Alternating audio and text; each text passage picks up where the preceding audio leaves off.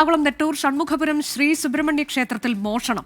ശ്രീകോവിൽ ഭണ്ഡാരം ഉൾപ്പെടെ 4 പൂട്ടുകൾ തല്ലി തകർത്തു. വിഷ്ണു സുരേഷ് വിവരങ്ങളുമായി. വിഷ്ണു, ഏറ്റവും പുതിയ വിവരങ്ങൾ.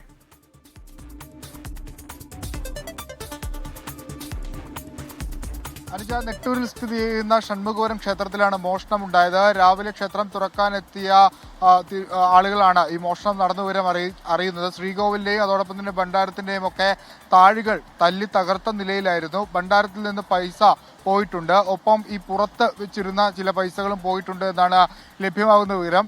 മരട് പോലീസ് സംഭവസ്ഥലത്തെത്തി അന്വേഷണം ആരംഭിച്ചിട്ടുണ്ട്. സമീപ പ്രദേശത്തെ CCTV കേന്ദ്രീകരിച്ചാണ് പരിശോധന പുരോഗമിക്കുന്നത്.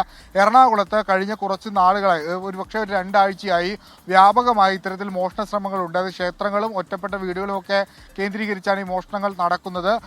കഴിഞ്ഞ ദിവസം എറണാകുളത്തെ ദർബാർ ഹാൾ ഗ്രൗണ്ടിൽ നിന്ന് ഏകദേശം 40ഓളം വരുന്ന ലൈറ്റുകളാണ് മോഷ്ടാക്കൾ അപഹരിച്ചു കൊണ്ടുപോയത്. അങ്ങനെ മോഷ്ടാക്കൾ എറണാകുളം കീഴടക്കുന്നു എന്നൊരു സാഹചര്യം കൂടി ഇവിടെ നിലനിൽക്കുന്നുണ്ട്.